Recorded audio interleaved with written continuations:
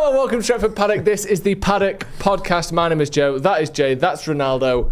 It's a full house. Yes. We've got loads to talk about. Manchester United, of course. We're talking about expectations today. XG.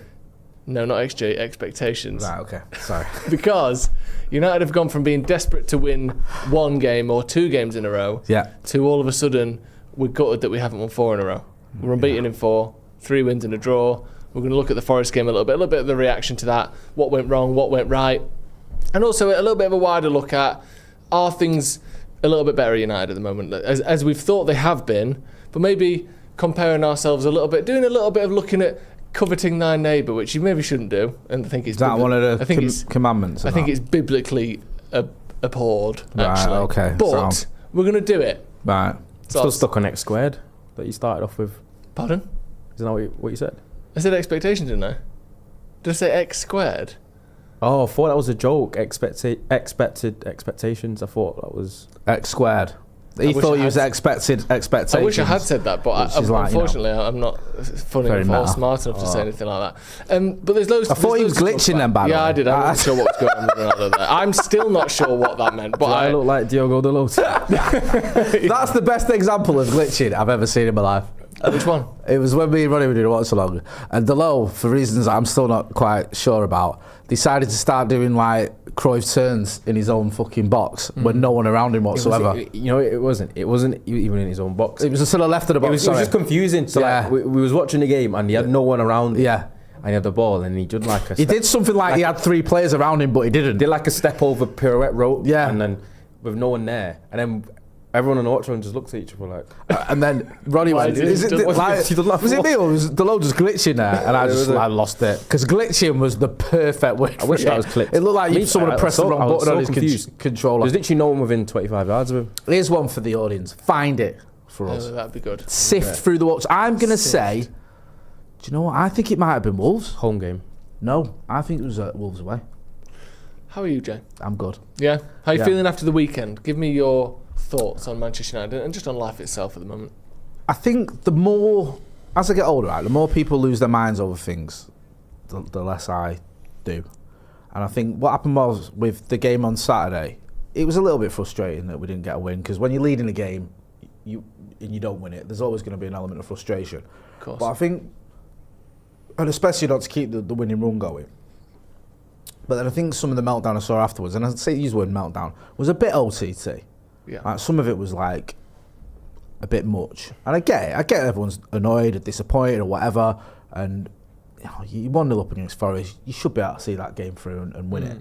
But the fact that we did show a bit of fighting spirit, that when it went down to 2-1, albeit after a pretty appalling sort of 10-15 minute spell by United, we kept going. And also were, for me, the only team who looked like winning it at the end. Yeah. Then I can take comfort from that. And I also think that, look, 10 points from the last 4 games, I'd have took that 4 games ago. 100%. I would take 10 points from any 4 games for the rest of my life. Yeah. You get 10 points every 4 games. You win the league, aren't you? With record points. Yeah, it's not that bad. And I think sometimes Ruben Amorim, he always comes across well in press conferences. Sometimes he says things you think, I don't know about that one, I get where you're coming from. But when he said like this, last season we probably would have lost that, I can kind of agree with that. And I think you can see the difference in the quality in the team that we've got this season compared to last season. And the fight is there. And yeah, it's a bit annoying, but it's not sort of meltdown worthy. I'm not on this whole, oh my God, Frank's never going to cut his hair. This is a disaster. Hammer him out. It's just one of those. It's a little bit annoying, but it's been a decent run. And looking at the Spurs game coming up, mate, we'll get into that a little bit. I think that's a big one for me. What about you, Ronnie? How are you doing? What are your sort of 48-hour reflections? I don't know if you know or not, but I only watched the last 25 minutes of the game. I know you didn't watch the game, and I know this is a difficult question because you didn't watch it. But what were you doing? Sorry, I was losing 5-0. For Stretford Paddock. See, he took away your ammo there. Shit. He could have just said I had a game, but he wanted to go for one just in case. I had to try and undercut you there. I knew what was coming. Sympathy, You've obviously seen the contact. You've seen the fact that it was 1-0, then it was 2-1, then it was 2-2. You know the run. You know. I know again it's difficult because you've not seen the game, but how do you feel about the result in terms of where we're at and what's gone on? I'm sticking by the fact that 10 points from 12 is and 4 games unbeaten. it's very, very difficult to put any sort of negative spin on that. Especially when we went into the 5-game period, it was like, I think we would have been happy with maybe 10 games from the 5, to be fair. 10 points from the 5, which would have been, 10 or 15 points. I know the expectations obviously changed because United won 3 in a row. Naturally, fans start to get a little bit more optimistic, dare I say, a little bit giddy. Mm-hmm. So then you got Forest away, which you know is notoriously always meant to be a little bit of a difficult game. Got Sean Dyche, new manager bounce, but because they went and looked so poor against Bournemouth the game previous, and the fact that they have been sitting in 18th place, I don't know if they're a little bit higher now, you very much went into it as a United fan thinking very winnable, we're probably favourites. So when you do drop points 2-2, I think that element of disappointment isn't necessarily a bad thing. It's almost a good thing because it means that United have actually made strides in terms of their expectations, and you kind of feel like the team has improved. Because I think if you drew 2-2 against Forest, a month ago, or after Brentford, you'd still be disappointed, but you wouldn't have been. There might have not been the same kind of disappointment as it is where we go into games now expecting or basically hopeful that we can win any. And I think that's where Manchester United as a football club should be at all times anyway. So I thought the fact that 2-2 almost, which is a point away, 10 points from the last 12s, and people were still a little bit disappointed, I don't think that's a bad thing. No, I agree. Yeah. And those types of games, I know people say Forest are 18th, and they've been awful to start the season. But we have to remember that most of this group were probably the most overachieving team in the league last season. And they were top 4 for most of last season. I know they've lost Elanga and Woods injured. But they're a team that is obviously better than they're currently performing. 18th, they're not the 18th best team in the Premier League. They've had fallen out with the manager and the owner. Then they brought in an absolutely ludicrous manager in Ange Postecoglou. Then they've sacked him and brought in someone that makes a bit more sense. And since then they've beaten Porto, who I think were smashing it in Portugal. I know we always talk about the levels in leagues difference, but you think the best team in Portugal and the 18th best team in England would be somewhat close to each other, and they beat them quite comfortably. And then we play them. It's the first home league game under Dyche. Obviously, that place, the City Ground is a tricky place to go anyway. We lost there last season. We lost to them home and away last season. They looked a bit more like themselves, but United were, I think, overall the better team. And like you said, Jay, when it came down to who's actually going to go and win this game, it was our fans that were gutted with 5 minutes stoppage time, not theirs. Which is ridiculous, by the way. Which was absolutely absurd because even in sort of 80th minute onwards, there was that player that was down injured for ages. Yates went down for ages. There was a couple of VAR checks. There was 3 goals in the second half. There was loads of subs. I know we only made 2, but I think they made 2 or 3 You made as well. the point as well. Sorry, not to interrupt. No. Sorry. 1 minute into that, nothing had happened. No. There'd been a throw-in that had taken ages. And it was like, we've got 4 minutes left. It was, sorry. And then he blew bang on 95. Like, I know, I personally think of all the things VAR could fucking easily be doing, or AI could be doing, is telling us how long we should have for stoppage time. Like, I know that they tried to be really accurate with it. Obviously, every second the ball's out shouldn't be a stoppage, but you should have, if the ball goes out for a throw-in, it's 15 seconds. If it's a goal kick, it's 30 seconds. If it's a corner, it's 30. If it's we can do the exact time for the VAR check, add that on. Like, certain things, why do we let the ref just guess? Why do we let because when the ref's stopping his watch, if he forgets or doesn't do it properly or whatever, it's so clear that the ref just comes up with it on the spot.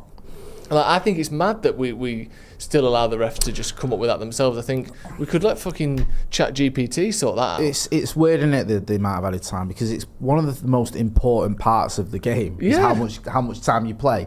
It's something that is almost impossible to know factually whether you've been outdone by or not. You can kind of guess it or get that, but it's not like you can go, oh, we should have had a penalty there and we didn't get that penalty. No. But like, I was watching the Merseyside derby a few weeks ago. Oh, that was absurd. And I watched the second half, right, and there was a lot going on in that game. There's like quite a lot of fouls, quite a lot of stoppages.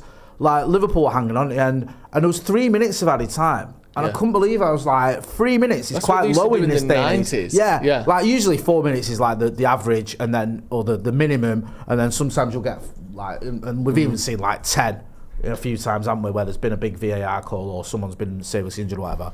And I couldn't believe it. I was like, 3 minutes? That's insane. But again, it's probably the refs just like, whatever, 3 minutes. Yeah. Liverpool are hanging on. And maybe it's not even Liverpool, or I don't want everything to be a conspiracy, but I do think that the fact that the ref just makes it up on the spot, because you watch, like you said, you get a feel for it, don't you? You kind of think, this is going to be a 6 or 7, this is going to be an 8 or 9, you know, if there's a big injury, it's probably going to be 10. But it didn't feel like a 5. It felt like a 6 or 7, which again might have made no difference at all, but we'll never know. But yeah, United were the ones that were pushing to win that game, that we were the ones gutted by the 5 minutes. And I think that is improvement over last season. And there were some good moments from United. Bruno hit the post with a brilliant shot. You know, we had some other chances. One cleared, not off the line, but basically 2 feet off the line in the last second as well from Ahmad. That could have easily gone in. So I think United were overall the better team in a pretty even game. I don't think a draw is the worst result in the world, but I think that when you factor everything in, that's the sort of result that as long as you, over the next 5 games, don't win one of them, you win 3, 4 or 5 of them, then that's a perfectly acceptable result in a long season. We were sitting here a few weeks ago, and I remember saying, like, I think after the Liverpool game, the United hierarchy will take stock of what's going on. This was before the Sunderland game. Yeah. Because he was under a lot of pressure, and you thought if he loses to Sunderland, which isn't going on as a possibility, and then gets battered at Anfield, he could be toast. I know they said he wasn't, but you think he might be. And, you know, we beat Sunderland comfortably. We win at Anfield, and then obviously we beat Brighton as well. And it's like, oh, actually things are all right. Yeah. Now, look, there's a long way to go. And I'm not saying that Ruben Amorim has just silenced all his critics and this is it to everyone who's coming and all the rest of it. But I'm a lot happier now than I thought would be. Yeah. Because I want him to succeed, and I think he's, you know, we're moving in the right direction whilst also the jury's still being out. I want to look at some of the other sort of the situations around the league a bit, because I think it is important to look at the context of this season. A lot of teams dropping a lot of points, but before that, just a little bit more reaction to the Forest game. This ball, did it cross the line from the corner that led to our goal? Did the ball cross the line? The first thing to say on that is no one knows. It looks like it probably didn't, but there isn't Hawkeye on that part of the goal line. So for 100% certain, no one can be sure, although it looks like it probably didn't cross the line. It's a coin flip type of thing. I think I'm probably 75% sure it didn't. I think it looks like that outer edge of the ball was probably over the line. But you've seen it from slightly behind the line, because the camera that you're looking at it from is behind the goal, I think, the one that we saw. So it's always going to shift the ball over to the left. So it's really hard to tell. That can't be VAR. It's obviously it's not VAR. It can't be, because obviously it's a corner or not, which is given. And exactly. So they didn't VAR check it. But Mike Dean talking about it, he said it's not out. The assistant referee can't see it, but the ball is nowhere near out. It's just a guess by the assistant referee. I mean, it is somewhere near out. It's nowhere near out. It's acting like it's on the edge of the fucking 18-yard box. Yeah, no, it was definitely near being out. It's nowhere near out. What's he on about? It's not even anywhere near it. That was the kickoff at the start of the game from the centre halfway line. Oh my God. So you could just say, you could just say we got. Like, I mean, you look at that. We ain't got it on the screen, but it's certainly nearly out. That's nowhere near out. Nah, nowhere near for that's egregious stuff. The camera angle that we're looking at is clearly behind the goal, isn't it? Which, perspective-wise, would put the ball nearer to the line. Do you see what I mean? I could understand why the linesman's got that wrong. Yeah, I think there's a chance that from straight down it wouldn't be wrong. Living in an era where people often say, I can't get my head around this. I can't possibly comprehend how anyone can think that's gone out. Of course you can. You might not agree with it, but it looks out, or it looks close. Yeah. So it's nowhere near this whole meltdown. And do you know what it is? I know you're going to get to it. Forgive me. I don't want to jump the gun. But it's not even that's the issue. It's what went on afterwards. Yeah, so obviously, let's say the ref got that wrong, even though we don't have 100% concrete evidence either way that he has got it wrong. We'll take the rub of the green. But it's worth pointing out that at the end of the game, when United were going to try and win it, we had Benjamin Sesko go through on goal, have a shot with his left foot that was clearly deflected out for a corner that was given a goal kick. Now, we didn't get a chance to score from that corner because we'd never got given that corner. And about 60 seconds after that had happened, at the other end, they had a shot. Was it a shot that went out. Off their own man. That hit their own man. No, it was the Elliot Anderson shot. And it hit their guy. They hit their guy. Who was stood in an offside position. And it went out for a goal kick, and they got a corner for that. And they didn't score it. Sorry not to go backwards, but just on the Savona thing. It doesn't help that he's all over the gaff and tripping over the ball and doing all sorts. He looks like me playing football like that. I mean, he's having a bit of a stinker here when he's trying to deal with it, which just adds to the air of, it's probably gone out. Because the camera, I can't stress this enough, is behind the goal line. So that probably adds a little bit to it. Yeah. But sorry, go on. But I don't know if you could have done that ball roll on the line, though. No, I couldn't have. I'm talking about John. But it definitely would have gone out. It just looks a bit messy, doesn't it? Yeah, it is, and it's clumsy and it's a bit silly for me. But also, the referee, the decision, the mistake that has been made is, I thought the ball had crossed the line and potentially it hadn't. And I gave a corner that maybe shouldn't have been. It wasn't they've given a goal that didn't cross the line. Still got to defend it afterwards. Exactly. All we got out of that was a corner that 50-50 we maybe shouldn't have got. They also, like I said before, got a corner they definitely shouldn't have got. And we were ignored on a corner that we definitely should have got. So across the balance of things, it was relatively even. If not, we actually got one more mistake against us than they did. And I feel like just because we happened to score from ours doesn't mean the mistake was any worse. In fact, the decision and the actual mistake of the corner that Forest got is harder to get wrong than the one that they did get, the one we scored from. So I think it's bollocks that. Just because we happened to score from it doesn't mean it was a worse mistake than it actually was. You know my rule of thumb in it, what I always said about corners? Goals are always conceded from innocuous corners like that, innit? Yeah. I say it on the watch all the time. Yeah. Whenever it's like a dodgy corner that's been given or a weird corner given, I feel like the team always ends up conceding from it. Cost us the title in 2012. Wigan away. Which one? We conceded a corner that shouldn't have been a corner. Wigan scored. We lost 1-0. Or it's either that. It's not always. I remember it well. You think about it every day. It's not even just Honestly, the ones. You've got it tattooed on you like him from stays Prison with me Break, to this day. It was not a Wigan corner, and they got a corner and they scored, and we lost 1-0, and then that was sort of the pathway to us drawing the title. It's not just like corners that shouldn't have been corners. I'm talking about corners that should be as well, but they're given in like a rubbish way. Yeah, like for example, slices it out. The defender slices out for a corner when it should have just been kicked out. Or say I've trying to do a back pass to the keeper and I've just scuffed it. Marcus at the Emirates. Yes. Yeah. That was like the final nail in his Manchester United career. For example, it's that one. He tried to flick it up, then kick it, flicked it up, scuffed it, went out for a corner. They scored. The fan base who were already turned against him wanted to kill him, and he don't think he played for United again. As soon as there's a corner like that, I'm always expecting, the team's going to score from this. You always say that to me. Yeah, he always says that. It's a corner like it shouldn't have been a corner. You shouldn't have given that corner away, and it ends up being one. I don't know whether that could just be like conscious bias, where it definitely will be. Where like you end up remembering it more because the corner shouldn't have been given. Because it was a stupid reason to get it in the first place. But just on this Forest thing, I think some people, as with social media, some people have really sort of ran with it, and Man United getting this. But I think generally speaking, it was a relatively tricky decision that may have got the wrong way in terms of giving a corner, but it certainly didn't. It wasn't the reason we then scored that corner. You still got to defend it. You still, it was very much an even game in terms of who got more mistakes than who. Just grow up a bit. Yeah. It's nice having like mistakes. I like refs making mistakes. It's not when it's not VAR. It's not a goal.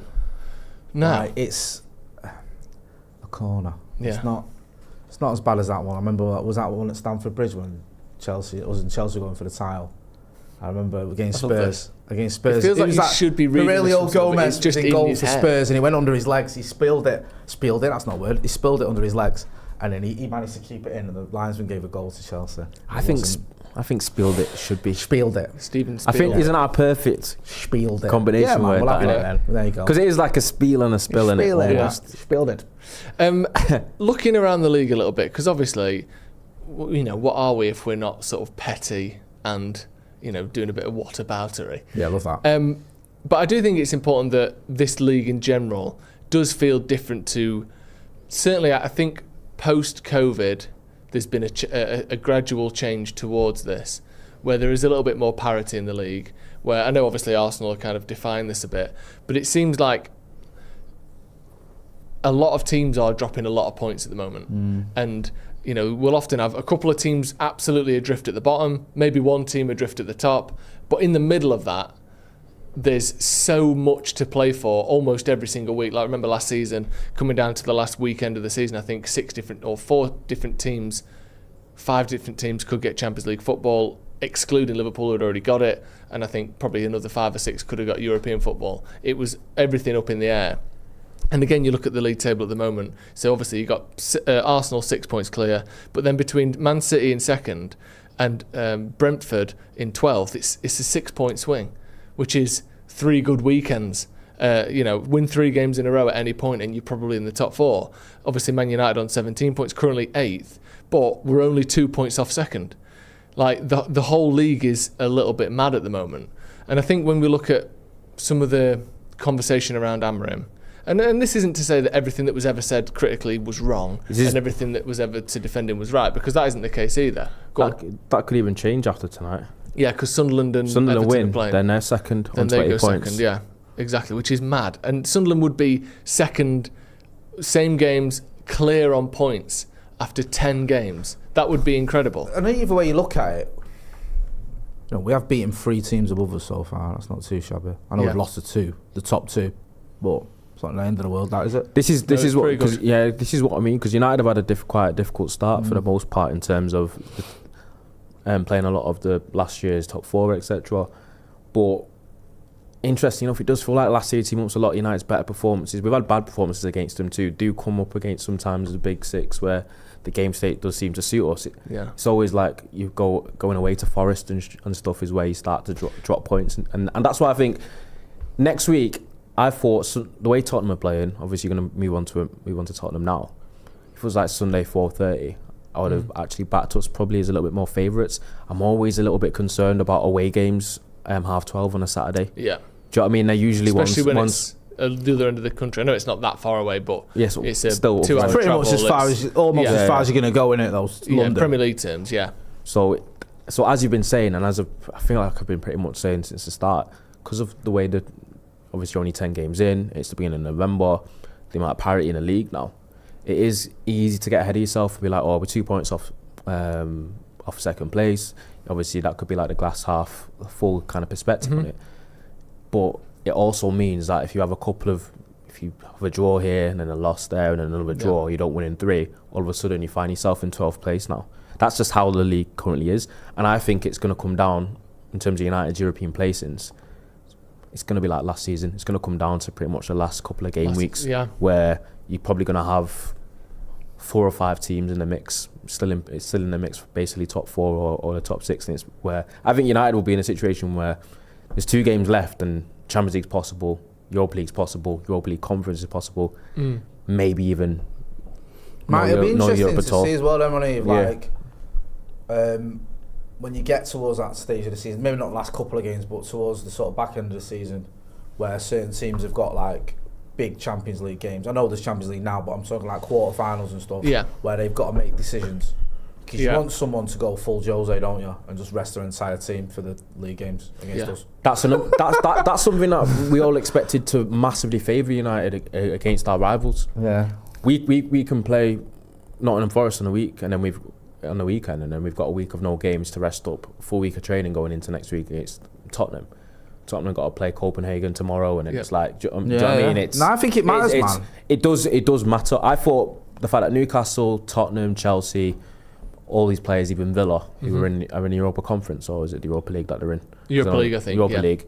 The fact that these have got European football to deal with, as well as the league, I thought that would have been a massive advantage for us in terms of finishing above them. Yeah, I think it's up to United, kind of. Yeah. Well, I think that might kick in a bit more towards the end of the season. Well, I think it will slowly show, like, let's say it's a 1.1x multiplier for us, if you know what I mean. To start with, that don't look like much, but by the end of the season, I think you might get 3, 4, 5 points extra. It's not going to be 20 points difference unless United happen to go on an amazing run, but hopefully it will be the difference between, like we said, if 5 points is the difference between 8th and 5th, which might be Conference League or Champions League, there could be a 5-point swing in there. Hopefully we'll be toward the top end of that rather than the bottom end. So that's why January's going to be a bit nerve-wracking, because everyone's already anticipating it. Because United are going to at least have 2 or 3 games where they don't have our whole right side, our starting right side, basically. Do you know what I mean? Normally City's around my birthday, I think, January. And I think City would only be like whether they might be back for that if they. To be fair, funny enough, a lot depends on how well they're. I was going to say, normally when United players are playing for the national team, I want them to win and play well. I want Cameroon, Morocco, and Ivory Coast to just lose every single game. And that's without United players looking bad in the media. I want Mbeumo to score 2 goals in a 3-2. Is Onana still playing for Cameroon? That might work for us. Yeah. Do you know what I mean? Come on, Andre. Don't let me down now. You know what to do. Hey, the thing is, do your stuff. Onana was looking a little bit thick around the waist anyway. Do you know what I mean? Yeah. At parts of United, I think living a nice high life in the Super League in Turkey. Is it going to aid that? Hey, I told we've been to Turkey a couple of times. It's a great country to be if you're a footballer. Do you know what I mean? It's really nice. I really like Turkey. He's living his best life. But I was going to ask, because you're the research guy on the pod, innit? You've got the laptop. He loves throwing that. He loves throwing that on it. You've got that laptop running at it. That laptop, by the way, I sent you some for a link on that. You know what I mean? If you ever want. Oh yeah, let's Linktree, yeah. Little link. PayPal me. I'll stick that in the chat and that. Do you know what I mean? Can you find out for me, Joe? What's the earliest that they can come back if they're knocked out at group stages? Because I think this is something you definitely got to consider. People have already started looking ahead to it because no Mbeumo nor Ahmad we can't, and even with Mazraoui, who we've not had in a while, that is going to be a bit of a problem. Mm-hmm. So they could miss 6 games. I don't know what the minimum they could miss. Morocco will play in Group A with Mali, Zambia and Comoros. Ivory Coast and Cameroon are both in Group F, so they're probably not going to both go out. I mean, they could with Gabon and Mozambique. I guess they could, but you'd assume at least one of them's going to go through just on a sort of heads or tails. Both of them probably in that plus group. They're also pretty decent. I don't know what the minimum games we can. People obviously want to write articles about the maximum games they could miss. I was thinking people in the chat might know. So the last 16 starts on January the 3rd. So if they don't get out of the group stages, they'll be back for then. So December 31st is the shortest they can. Will be their last game if they lose them all. Have we got Newcastle Boxing Day? Yeah, so they're definitely missing that. They won't be there for that because they'll probably be a flop. Because how will they fly? They won't. They'll fly out a week before, innit? Yeah. So then the last 16 games are on the 3rd of Jan. Quarterfinals are on the 9th of Jan. Semi-finals are on the 14th. Third place playoff is on the 17th. Sack that off.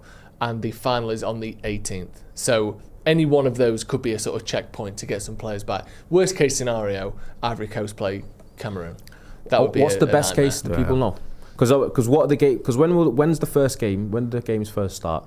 This is something that's been concerning me. I always wanted to look ahead. So I believe the first game is on the 21st of December, and that's Morocco, Comoros. And he probably would have flown out. Probably a week before. Yeah. 10 days before. I don't know because obviously it's different. Because in December. In summer tournaments they go out 2 weeks before sometimes. Well, do you remember? Not to go back to Andre Onana, he went out about 2 days before his first game, didn't he? Yeah, and he went out.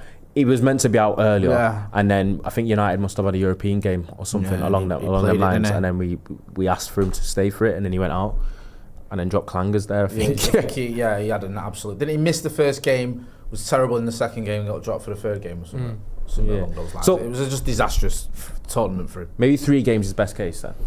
Yeah. One of them might be FA Cup as well, so I don't know. Yeah, that would be best case scenario. One thing I want to talk about. I want to talk about a myth that surrounds Manchester United. Go on, I love that.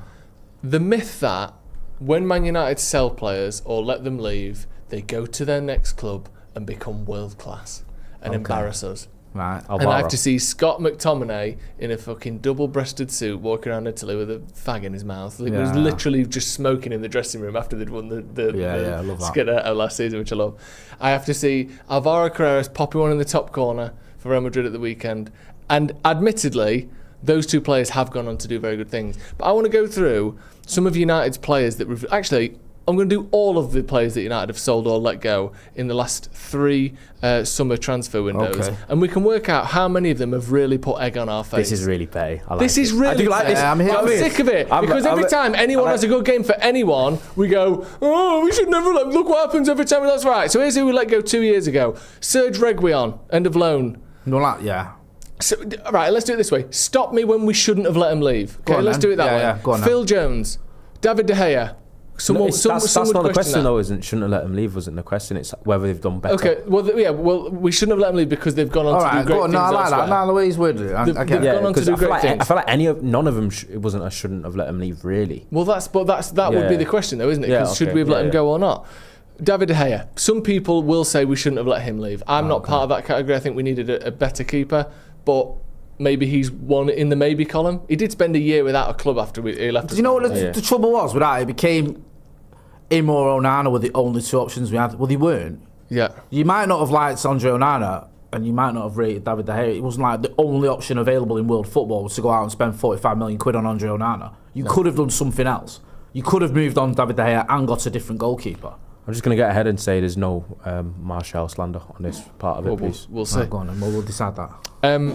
I'll just get to these when they're permanent transfers. So we had Axel Tuanzebe, we allowed him to leave on a free. Ted Mengi went to Luton. Jadon Sancho went on loan. Actually, there's a lot on loan. I'll come back to those. Zidane Iqbal, maybe we could have got more than $1 million, but I wouldn't have thought we should have kept him. Donny van der Beek, Alex Telles, Matej Kovar, Fred, Dean Henderson, and Anthony Elanga. Now, if we'd have done this 10 months ago, the Elanga bell would have been ringing because I think it was 12 assists in the Premier League for Forest last season.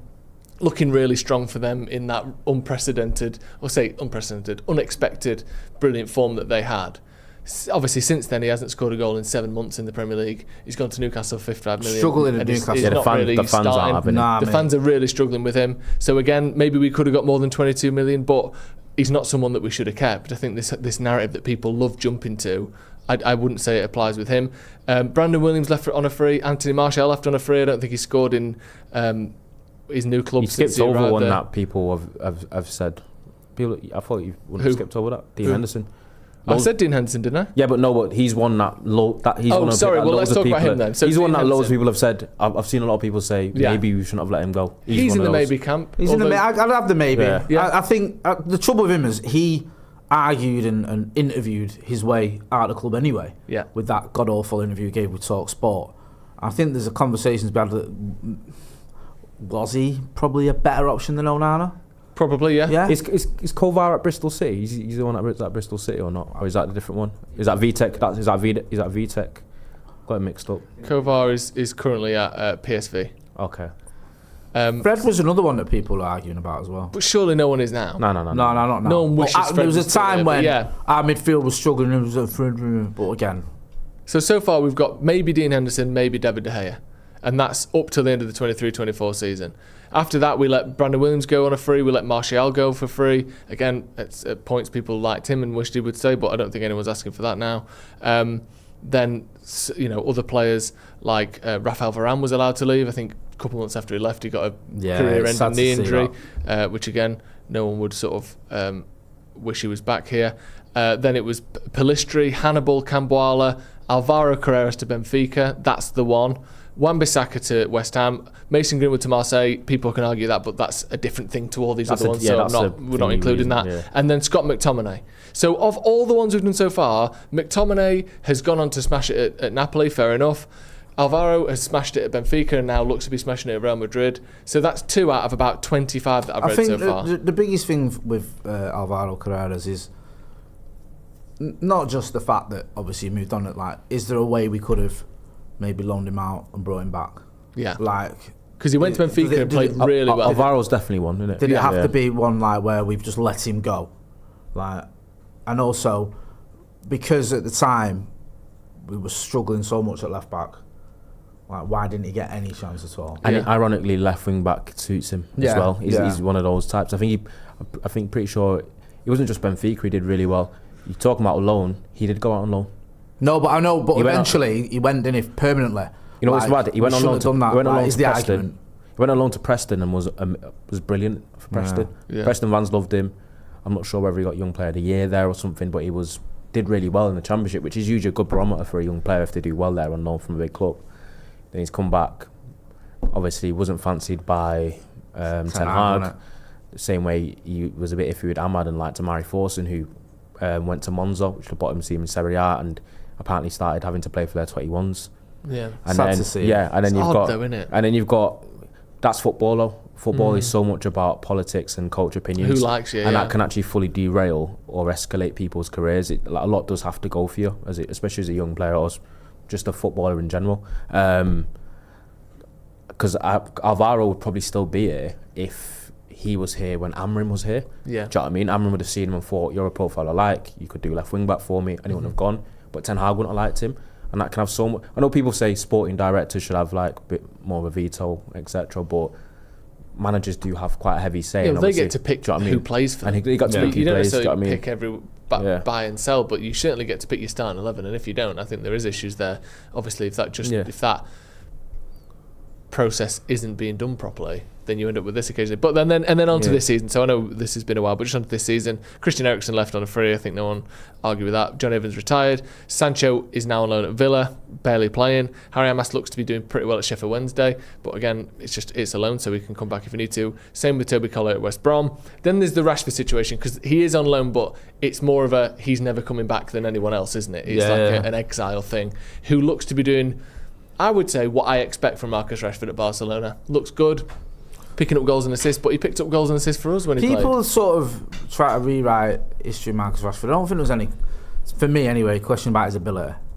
Marcus Rashford is one of the best attackers in Europe. People might laugh at that, but I think at his best. Yeah, at his best, granted. He's definitely... Yeah, like, he just is. Like, look at some of the goals he scored and against the level of opposition he scored them. Like, you don't do those things if you're not amazingly talented at football. Yeah. The issue was his consistency, his mindset, whether he even wanted to be at United anymore. There was doubts about that. And he certainly didn't look like someone who was enjoying his football at United. So I think it was best for all concerned he moved on. And plus, when you've got a player who's going out when he shouldn't be going out, who's not applying himself in training, where you've obviously started him and tried to make it work with him, for whatever reason he's just not responded, then it doesn't matter what he's gone on and done at Barcelona, because it was getting untenable at Manchester United.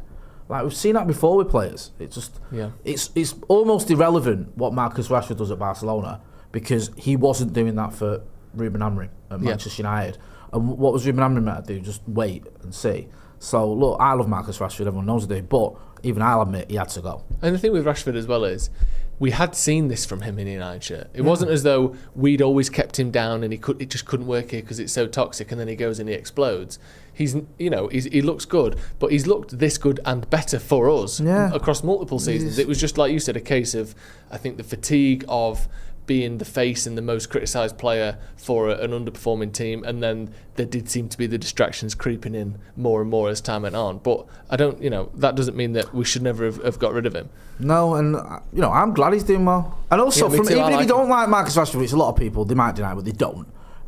From a United point of view, you don't like him, you don't want him at United, so you want him to do well. So Barcelona buy him. Yeah, like there's no.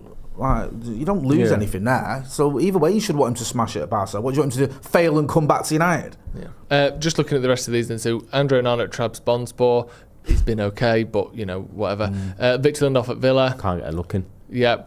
You've got Rasmus Højlund at Napoli, who looks to be playing well. He's got 8 goals in 4 goals in 8 games. But again, it's not. You only hear about it when he scores, but I think there's been a couple of games from what I've seen where Napoli, because sometimes you get my algorithm gets directed to it because other people pick up on it, because some people are really entrenched on football Twitter in terms of what's Højlund doing, etc.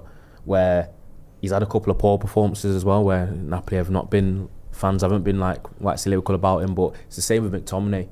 It's when they've scored goals or they do anything, and it's boom. Look what this former United player has done. But then you'll have a few weeks where they're almost not spoken about, not in the back of your mind. You think about how are they performing in them periods? Yeah. But when they score a goal, you see. Yeah. Every bad performance doesn't matter, and every good performance is a reason why United are terribly run. And the other ones, just quickly to get through them, are Anthony at Betis, who does seem to be smashing it. To be fair to him, good on him. And then Garnacho at Chelsea, who the more time goes by, the more that 46 million looks like we got a very good price for him. Just on Anthony, that is the perfect example of a player who's just wasn't suited for United. Yeah, like Anthony in United shirt, it just went wrong for him, and he had a lot of matches, he had a lot of opportunities, and his form just absolutely fell off a cliff, and it was so frustrating to watch. He's gone to Real Betis and smashed it. See his 2 goals yesterday as well. Yeah, that's what I'm saying. Brilliant goals. Would I have him back at United? No, not at all. But that doesn't mean he's not smashed it at Real Betis, and this just shows that there's a lot of good players there who just aren't good enough for United or where we want to be. And he's one of them. Yeah, He was quite an unlikable bastard as well, man. Well, that doesn't help, Anthony as well. That doesn't help you when he's not very likeable and he's not performing. Yeah. And he cost. Also, it's not his fault, but he cost far too much. Of those players who've been through, let me know in the comments as well. Are there any that you wish we hadn't got rid of? Is there any where you go, we've made a mistake there? We didn't mention him, but Sofian Amrabat gave the best performance I've ever seen at Wembley. So I'm amazed that we let Were you him not go. watching the others, or were you just? Do you think it was that good? Did you have It was your all eyes about him. closed? Were there even any others on the pitch? Right. Other than Kobe Mainu and Garnacho who scored. Well, Alvaro. Yeah, Alvaro's the obvious one, isn't it? He's definitely one. Yeah. I think Anyone else? there's I don't know, man. I'd like to say maybe Dean Henderson could have a chance, but his attitude stunk. So Yeah. Do you think there's a world where like Rashford does so remarkably well for Barca that you'll get that thing, United fans can be like, where they'll want him to come back rather than be sold? Yeah. Because I think there's a huge chance a club like Barcelona, he could end up with 20 goals, 15 assists this season in all comps, 35 GAs, and then Barca at the end of it goes, sorry, can't afford him. Yeah. Because he's going to play if he stays fit. And There's then 55 games to play there, isn't there? I just don't. The only way I see him coming back to United is if Ruben Amorim's not the manager for starters, and he does something unbelievable at Barcelona whilst not wanting to buy him. So far this season, he's got 6 goals, 7 assists in 14 games, which is spot on, isn't it? Let's be honest. It's basically a goal or assist every game. It's good to see, man. Which is good to see. Yeah. Well, I don't think he should. When I saw what Anthony did in the Liga, I immediately thought that Rashford would have even more joy. Do you know what I mean? Yeah. And it's not like been exactly like blowout, because I think Anthony went there and went like crazy pretty much, especially when he first went. But no, he's done well. And he does also. He's only got 2 goals in 11 La Liga games, but he's got 2 goals, 5 assists. So if we're just looking at goal contributions, he's doing very well, and he's got 4 in the Champions League already. But he could probably do with a couple more in the Liga. But he did get one the other day. I just think this whole thing of like everyone United let go turns into world-class players. That's because United's so toxic and shit. Well, actually, there's maybe 1 or 2 that we wish we hadn't got rid of, and it's a young left-back who's probably the least proven player on that list. Yeah. Yes, he looks great, but he's 12 games into his Real Madrid career.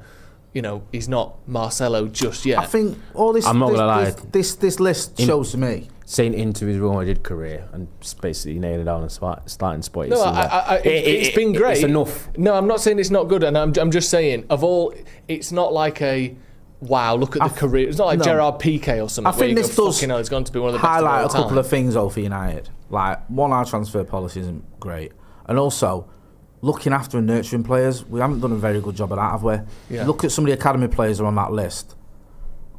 Like Garnacho. Did we get the best out of him? Did it work out of him? No. Rashford, no. Mason Greenwood, I think we all know the answer to that one.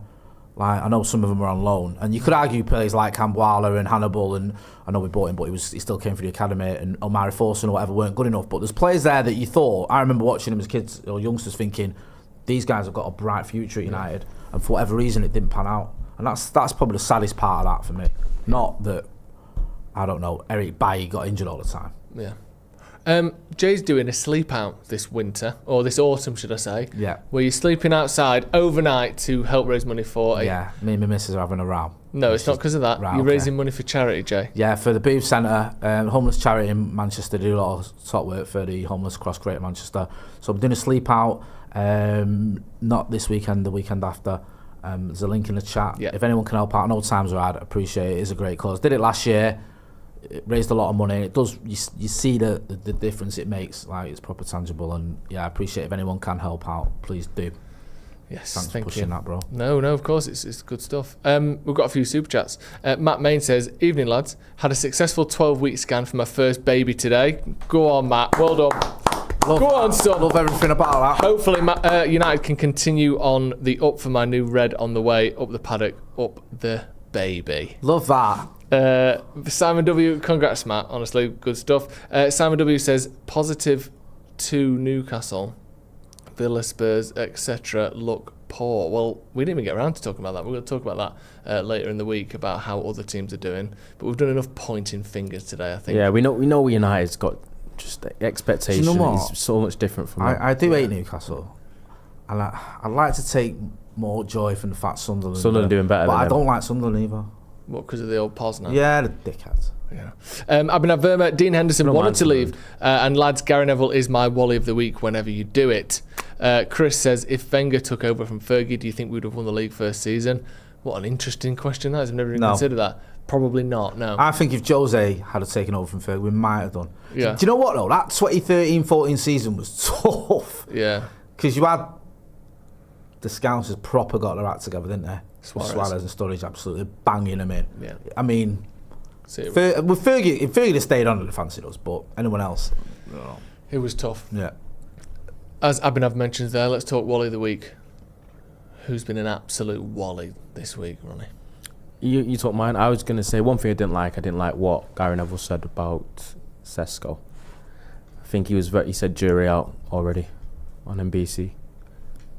Do you not think that the jury starts out and then it becomes, you get a verdict later? Rather it's more just the fact that that's a declaration of quality. And this is coming from someone.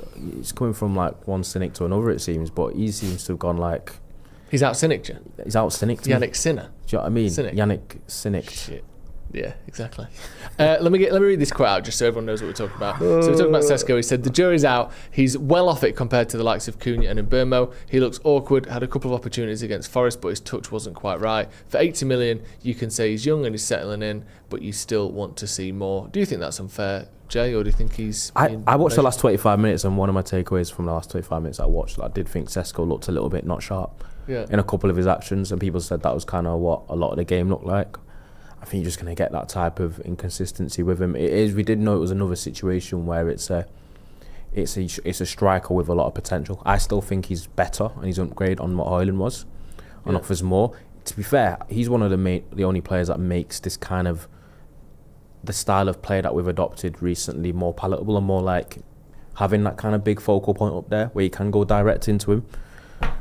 And him just saying that he's not really fit in and putting him almost to the expectations of Cunha and Mbeumo, who have been doing this now in the Premier League for a couple of seasons. Let's not forget as well, like, I know Højlund scored goals in the Champions League when he came in, but it took him a long time to score in the Premier League. Yeah. And even last season, he scored 4 Premier League goals last season, Højlund. Sesko's got 2, hasn't he, so far this season.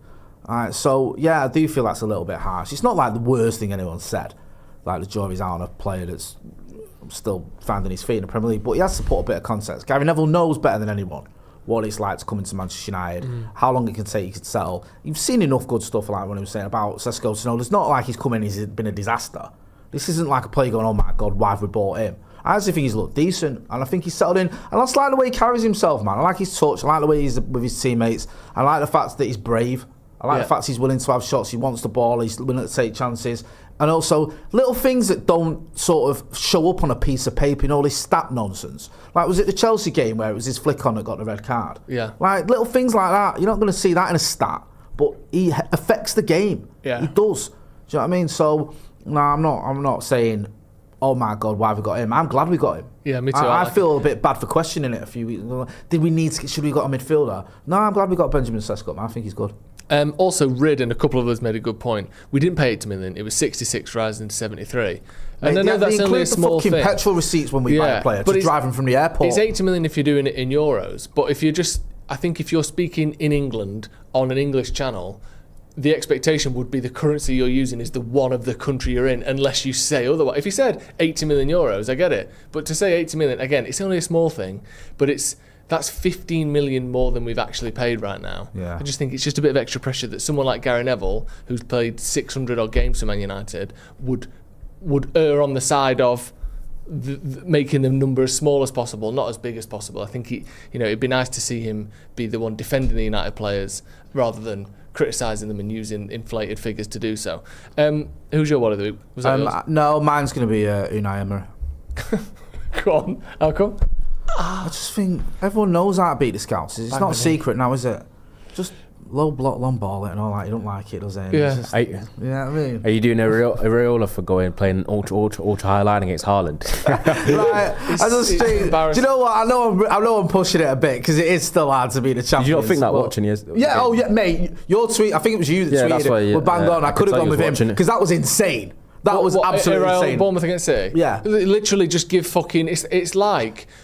someone's showing you around the factory where they built Erling Haaland. Yeah. And they're doing, show them the test scenario. Yeah. And it's like the perfect setup for him to show off the new Haaland 5000. Yeah, you play a high line and put balls in behind. He fucking do you every single time. He was doing it constantly. It could have been, like it could have been, to be fair. You counter-attack. It could have been. On another day, Haaland could have got 5 himself. Yeah. Mate, he did their goalkeeper made a really good save on one of them. And they had so many times it kept happening, the Bournemouth...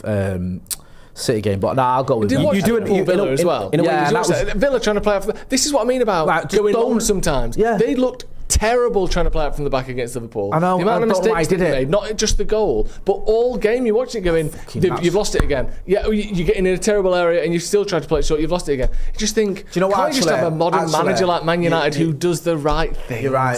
Can I change it to Emmy? Can I change it? Can I change it? Sorry, to Emmy Martinez. You had to go for. You're right, actually, not Emery.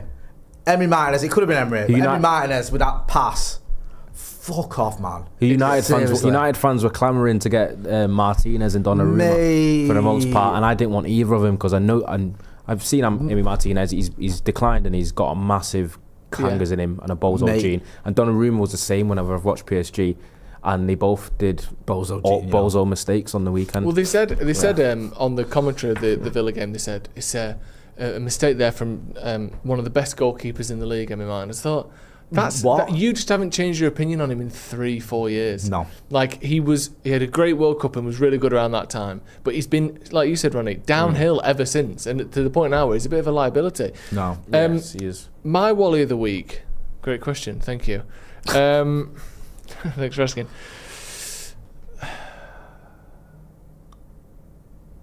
I think everyone that thinks us getting an extra corner in that game is the reason why we drew and we got a point. The idea that just because the ball may or may not have crossed the line was the only reason United didn't lose that game is absolute horse shit.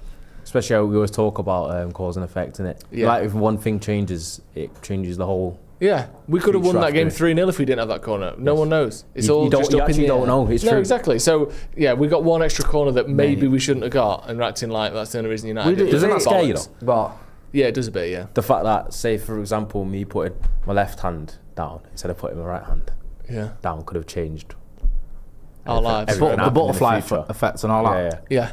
Yeah. So it's most of the football games. For example, they're saying if they didn't concede that corner, we wouldn't have obviously scored a Casemiro goal, but you also don't know whether going anyway. Oh. Yeah. Anyway, I was waffling anyway. No, I mean, you don't know, do you? You don't know how the game pans out. They might have been 0-0 at half time. They come out the second half thinking we'll just keep it tight, see how we get on, rather than going for us because they're 1-0 down. You just don't know. Exactly. Like, come on, man, just shut up. And on that note, we will. Thank you very much for joining us, everyone.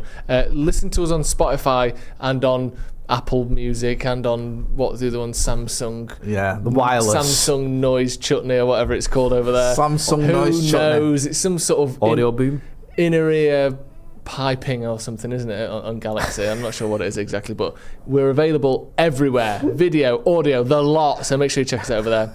Thank you very much for joining us. Inner ear piping. Wasn't that the porno film? Yeah, it sounded very porno. See you in a bit.